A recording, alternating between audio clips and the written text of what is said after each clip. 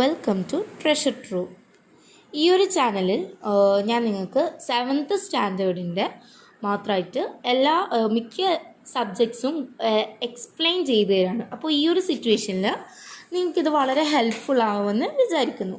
അപ്പോൾ ഇന്ന് നമ്മൾ പഠിക്കാൻ പോകുന്നത് ബേസിക് സയൻസിലെ ഫസ്റ്റ് ചാപ്റ്ററായ റീപ്പിംഗ് ഗോൾഡ് ഫ്രം സോയിൽ, മണ്ണിൽ പൊന്നു വിളയിക്കാം. അപ്പോൾ ഇതൊരു ഫാമിങ്ങുമായിട്ട് ബന്ധപ്പെട്ട ഒരു ചാപ്റ്ററാണ്, അല്ലെങ്കിൽ കൃഷിയായിട്ട് ബന്ധപ്പെട്ട ഒരു ചാപ്റ്ററാണ്. നമുക്ക് കൃഷി ചെയ്യുമ്പോൾ ഇത് വളരെ സഹായകരമായിട്ടുള്ളൊരു ചാപ്റ്റർ തന്നെയാണ്. അപ്പോൾ നമുക്ക് എന്താണ് ഈ ബാബു പറയുന്നതെന്ന് നോക്കാം. A pumpkin wine that sprouted on its own in the backyard of the kitchen was ready to spread. ഒരു പംകിൻ വൈന് തനിയെ സ്പ്രൗട്ട് ചെയ്തിട്ടുണ്ടായിരുന്നു കിച്ചണിലെ ബാക്ക് യാർഡിൽ. അപ്പോൾ അത് സ്പ്രെഡ് ചെയ്യാൻ റെഡി ആയിട്ട് നിൽക്കുകയായിരുന്നു. I made a furrow around it, manured and watered it.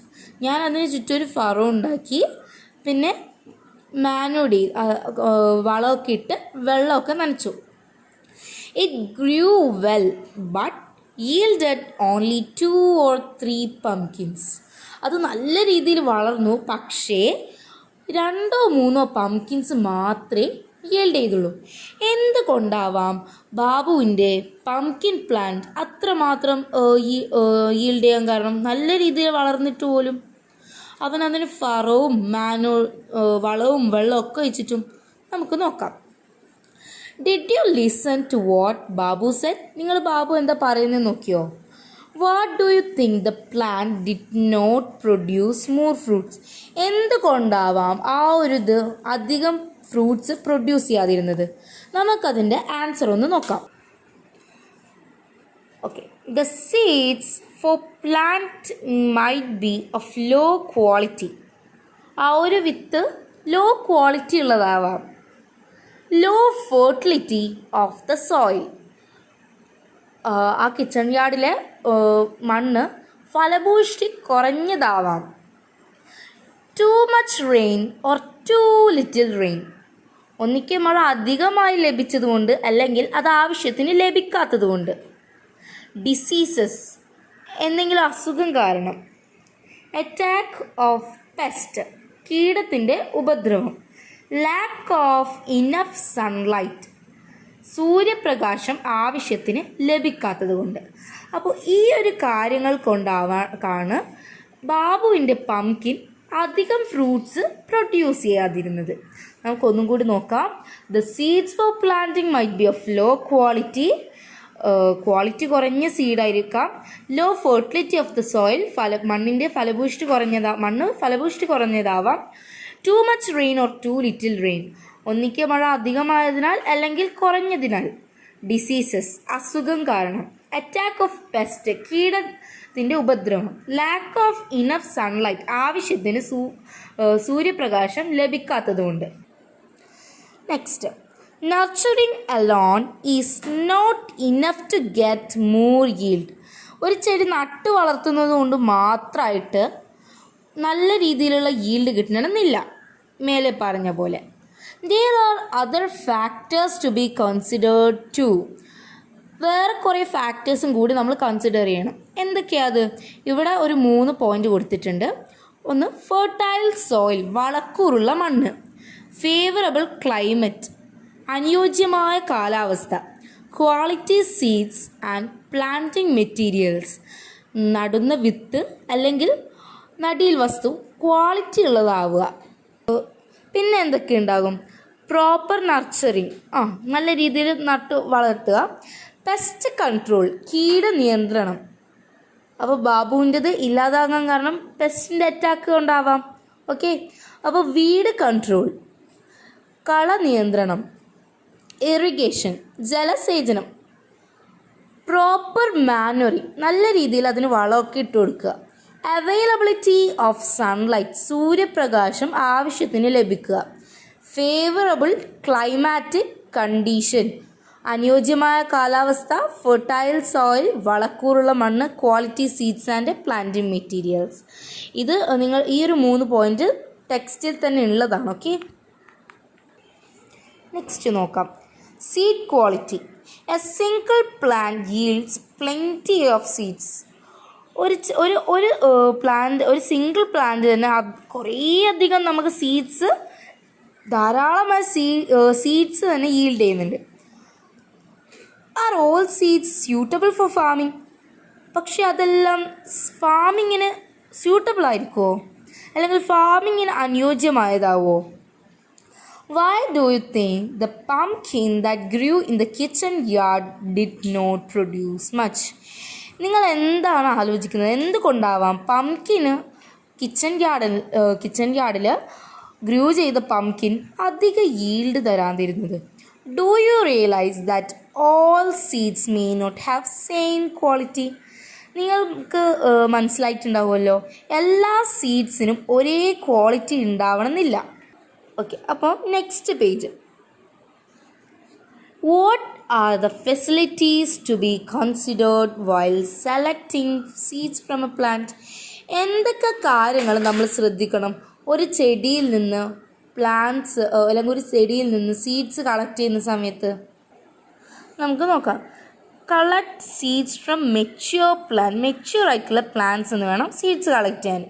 പിന്നെയോ, the parent plant must be high yielding.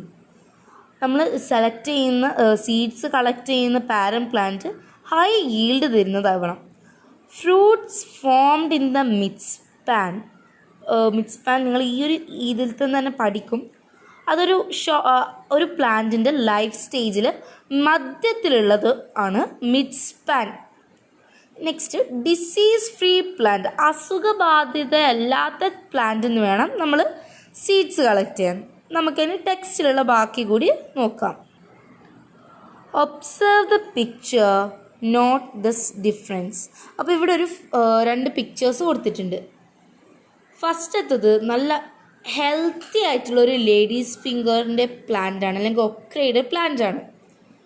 അതിൽ നല്ല രീതിയിൽ തന്നെ ഹൈ ഈൽഡ് തരുന്നതാണ്. സെക്കൻഡ് ഫിഗർ നമുക്ക് കാണുമ്പോൾ തന്നെ മനസ്സിലാവും ഡിസീസ്ഡ് പ്ലാന്റ് ആണിത്.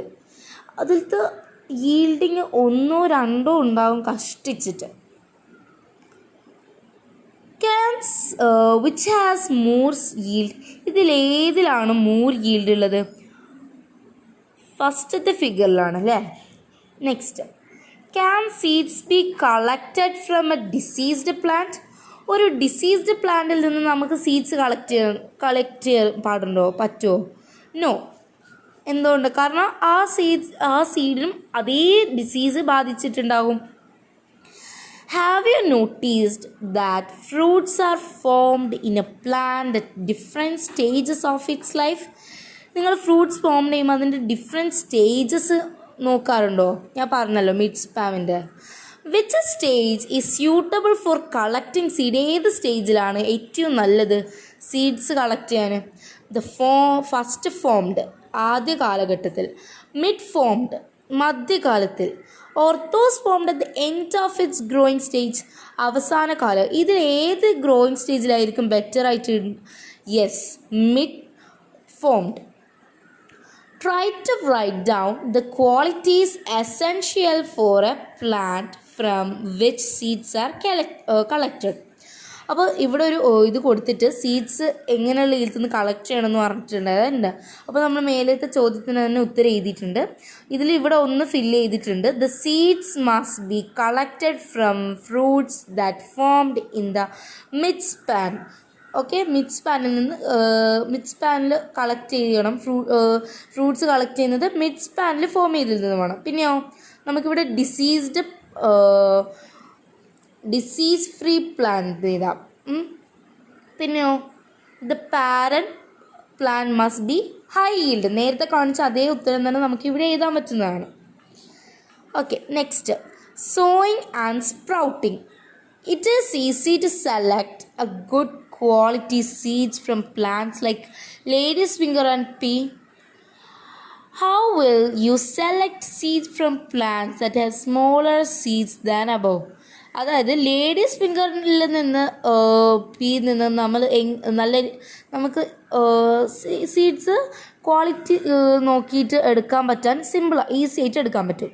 പക്ഷേ അതിൽ അതന്നെ നല്ല ചെറുതാണ്, പക്ഷെ അതിനേക്കാൾ ചെറുതായ സീഡ്സിൽ നിന്ന് നമ്മൾ എങ്ങനെ സീഡ്സ് ക്വാളിറ്റി നോക്കിയിട്ട് എടുക്കും? ഇൻ ദ കേസ് ഓഫ് ബ്രിഞ്ചലിൽ നോക്കുമ്പോൾ good seedlings are transplanted after sowing and sprouting seeds.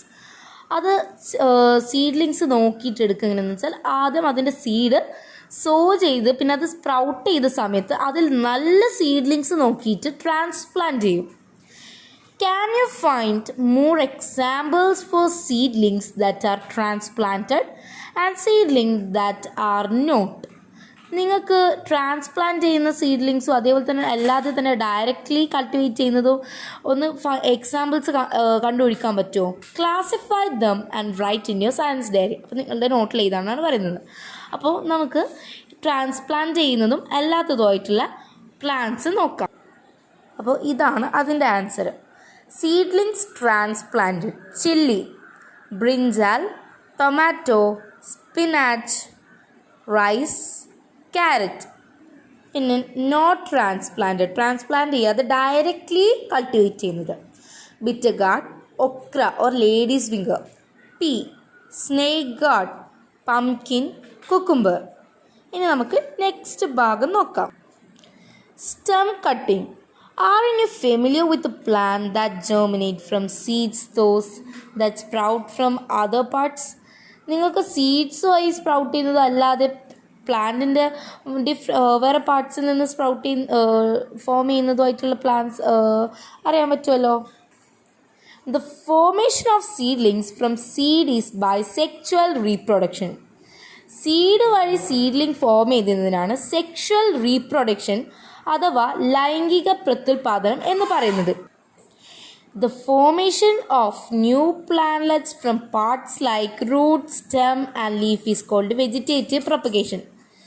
ഒരു തൈ ഒരു പ്ലാന്റിൻ്റെ പാർട്സ് ലൈക്ക് റൂട്ടിൽ നിന്നും സ്റ്റെമ്മിൽ നിന്നും പിന്നെ ലീഫിൽ നിന്നും ഒക്കെ ഫോം ചെയ്യുന്നതിനാണ് വെജിറ്റേറ്റീവ് പ്രൊപ്പഗേഷൻ എന്ന് പറയുന്നത്, അഥവാ കായിക പ്രജനനം. നമുക്ക് നെക്സ്റ്റ് പേജ് നോക്കാം. Tapioca and sweet potato are cultivated by planting stem cutting. അപ്പോൾ ടാപ്പിയോക്കയും സ്വീറ്റ് പൊട്ടാറ്റോവും പ്ലാന്റിൻ്റെ സ്റ്റെം കട്ട് ചെയ്തിട്ടാണ് കൾട്ടിവേറ്റ് ചെയ്യുന്നത്. Find out more examples for plants formed through sexual reproduction and vegetative propagation. അപ്പോൾ ലൈംഗിക പ്രത്യുൽപാദനം വഴി അഥവാ സെക്ഷുവൽ റീപ്രൊഡക്ഷൻ, പിന്നെ വെജിറ്റേറ്റീവ് പ്രൊപ്പഗേഷൻ കായിക പ്രജനനം വഴി, ഇത് രണ്ടും വഴി ഉണ്ടാകുന്നത് ഇതിന് രണ്ടും എക്സാമ്പിൾസ് എഴുതാനാണ് പറയുന്നത്. Okay. Sexual reproduction: rice, coconut, arecanut, mango, jackfruit tree, pea, okra, ladies finger, bitter gourd, brinjal. പിന്നെ കായിക പ്രജനനത്തിന് അഥവാ vegetative propagation: tapioca, sugarcane, yam, ginger, banana, neem, bryophyllum, curry leaf, drumstick. അപ്പോൾ ഇതൊക്കെയാണ് ഇതിൻ്റെ രണ്ടിൻ്റെയും ഈ ഒരു ക്വസ്റ്റ്യൻ്റെ ആൻസർ. അപ്പം നമ്മൾ ഇന്ന് ഈ ഒരു ഇതുവരെയാണ് എടുക്കുന്നത്. നെക്സ്റ്റ് ക്ലാസ്സിൽ നമുക്ക് ലെയറിംഗ് ഒക്കെ എടുക്കാം. അപ്പോൾ ഇപ്പം നമ്മൾ എടുത്തതിൽ തന്നെ ബന്ധപ്പെട്ടതായിട്ടുള്ള ചെറിയ 2-3 ക്വസ്റ്റ്യൻസ് ഞാൻ ഇവിടെ കാണിക്കാം. അപ്പോൾ നമ്മൾ വെജിറ്റേറ്റീവ് പ്രൊപ്പഗേഷനെ പറ്റിയിട്ടും സെക്ഷുവൽ റീപ്രൊഡക്ഷനെ പറ്റിയിട്ടും ഇതൊക്കെ എക്സാമിന് വരാനുള്ള ഒരു ചാൻസുള്ള ക്വസ്റ്റ്യൻസാണ്. എക്സാമിന് മാത്രമല്ല, നിങ്ങൾക്ക് ഈ പാഠം ഈ ഒരു ചാപ്റ്റർ എടുക്കുന്ന സമയത്ത് ഇപ്പോൾ ക്വസ്റ്റ്യൻസ് നമുക്ക് നോട്ട്സ് എഴുതാനൊക്കെ ഇതാണ് വളരെ ഹെൽപ്ഫുൾ ആയിരിക്കും. What is vegetative propagation? എന്താണ് കായിക പ്രജനനം?